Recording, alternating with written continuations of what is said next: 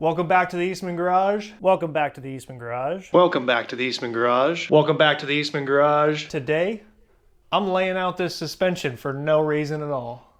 If you saw my last video, you saw that I bought a second Jeep Cherokee. That is going to be the one that I'm going to be building. It's going to be getting 4-link front and rear, coilover bypass, bump stop, all 4 corners, and a 6.0 LS swap. This video is about looking at the suspension all laid out.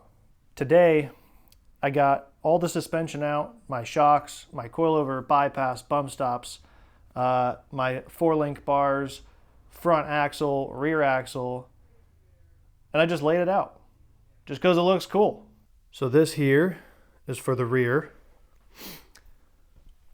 This is a Fox 2.5 by 16-inch coilover, and then a Fox 2.5 by 18-inch triple bypass.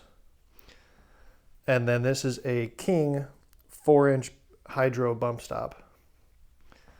That's for the rear. For the front, we got a Fox 2.5 by 14-inch coilover. We got a King 3.0 by 14-inch quad bypass, 4-tube bypass. And then a King 2-inch hydro bump stop. So I just want to lay it out, show you guys what's going to be going on this Jeep. It's going to be a full-on pre-runner, rock crawler capable, more pre-runner than rock crawler.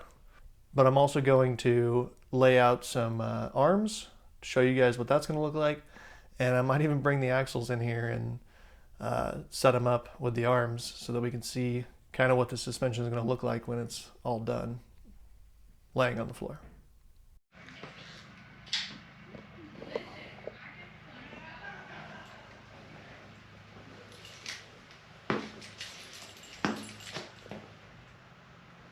All right, got the axles laid out, got all the suspension laid out, and I got some arms put down there. Those aren't the arms I'm actually using, they're way too long. And obviously the geometry is totally off, but it looks pretty cool the way it sits. So this would be the front. This is a Dana 44 from a Ford, probably like a 1979, somewhere around there. It's got the wedges. And then back there, that is a Ford 9-inch, and it's all trussed. It's got 35 spline axles and aluminum third member. It's got a locker in there.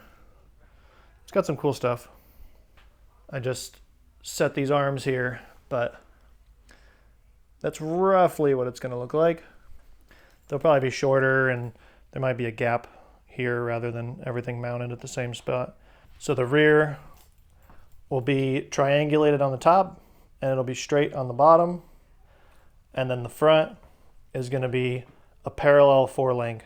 So these will all be parallel because it's going to have normal steering, so it's going to have a track bar.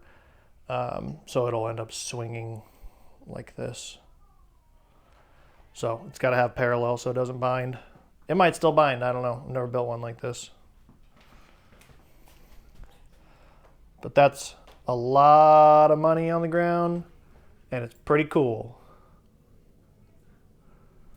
Now I just got to drop a Jeep right on top and it'll be good. Don't forget to hit that subscribe button so you can watch the whole build on this thing. Vroom, vroom, vroom, vroom.